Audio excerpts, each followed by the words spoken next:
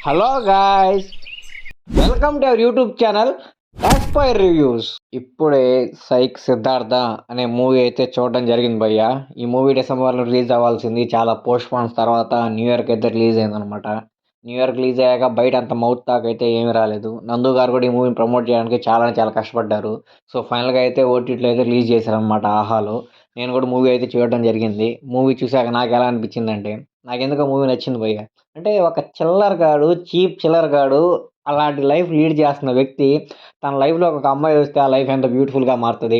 తన లైఫ్‌లో ఒక అమ్మాయి వస్తే ఆ లైఫ్ ఎంత దారుణంగా మారిపోద్ది. 2 చాలా అంటే చాలా బాగా చూపిచ్చాడు. నాకు ఎక్కడో ఈ మూవీ కనెక్ట్ అయిందనమాట. ఎందుకంటే మన అందరిలో ఒక చిల్లర గాడు ఉంటాడు. ఆ చిల్లర గాడిని మనం బయటికి చూపియడానికి చాలా భయపడుతుంటాం. వాడేమనుకుంటాడో, ఈడేమనుకుంటాడో అని చెప్పి. కానీ సైక్ సిద్ధార్థ అనే మనిషి వాళ్ళ లోపల ఉండే చిల్లర గాడిని మాత్రమే చూపిస్తాడు. నీకు వాళ్ళలో ఉండే మంచోడిని చూపియడు, వాళ్ళలో ఉండే చెడ్డోడిని చూపియడు. జస్ట్ చిల్లర గాడిని మాత్రమే చూపిస్తారు. చిల్లర గాళ్ళందరూ చెడ్డోళ్ళు కాదురా అబ్బాయి, చిల్లర గాళ్ళందరూ మంచోళ్ళే. కాకపోతే మీరు ఎలా చూస్తున్నారో వాళ్ళని, ఎలా ట్రీట్ చేస్తున్నారో దాన్ని బట్టి ఉంటదిరా బాయ్ అని చెప్పి సైక్ సిద్ధార్థలో చాలా అంటే చాలా బాగా చూపిచ్చాడు. మెయిన్‌గా మూవీ ప్లాట్ ఏం లేదు.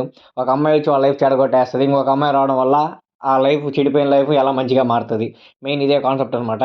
దీన్ని మన చిల్లరోడు ఎలా ఫేస్ చేస్తాడు, ఎంత చిల్లరగా బతుకుతున్న మనిషి ఎంత బాగా మారుతాడనిపించింది. నాకు ఈ మూవీలో బాగా నచ్చిన విషయం ఏందంటే, ఈ మూవీలో సైక్ సిద్ధార్థ ఫ్రెండ్ క్యారెక్టర్ భయ్య.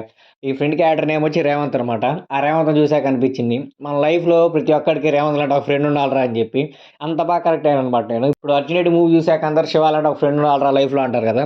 సైక్ సిద్ధార్థ మూవీ చూసిన వాళ్ళందరూ రేవంత్ లాంటి ఒక ఫ్రెండ్ ఉండాలిరా లైఫ్‌లో అనుకుంటారు. ఎందుకంటే ఫ్రెండ్ క్యారెక్టర్ చాలా సింపుల్‌గా చాలా బాగుంది. వాళ్ళిద్దరి మధ్య వచ్చే సీన్స్ కూడా చాలా బాగున్నాయి. హీరోకి వాళ్ళ ఫ్రెండ్‌కి మధ్య జరిగే ఆ కన్వర్జేషన్ కానీ, ఆ ఫైట్స్ కానీ చాలా క్యూట్‌గా, ఎప్పుడో చిన్నప్పుడు మనం మన ఫ్రెండ్స్‌తో ఆడుకుంటూ ఉంటాం కదా చిల్లరగాళ్ళలాగా, ఆ మూమెంట్స్ అన్నీ అయితే గుర్తు చేసాయి అనమాట. సో నేను ఎందుకో మూవీకి అయితే బాగా కనెక్ట్ అయ్యాను. నాకైతే మూవీ నచ్చింది. మీరు కూడా మీలో ఉన్న చిల్లరగాళ్ళని బయటికి తీసుకొచ్చి మూవీ చూస్తే మాత్రం మీకు కూడా నచ్చుద్ది. నేను చాలా dignity person, white colour person అంటూ గాని మూవీ చూసారంటే మీకు మేబీ నచ్చకపోవచ్చేమో. కానీ నేను ఉండే చిల్లరగాడినికి నేను అలాంటి చిల్లర మూవీ చూపియాలనుకుంటున్నాను అనుకున్న వాళ్ళు మాత్రం మూవీ అయితే ఆహాలో స్ట్రీమ్ అవుతుంది. ఖచ్చితంగా అయితే చూడండి.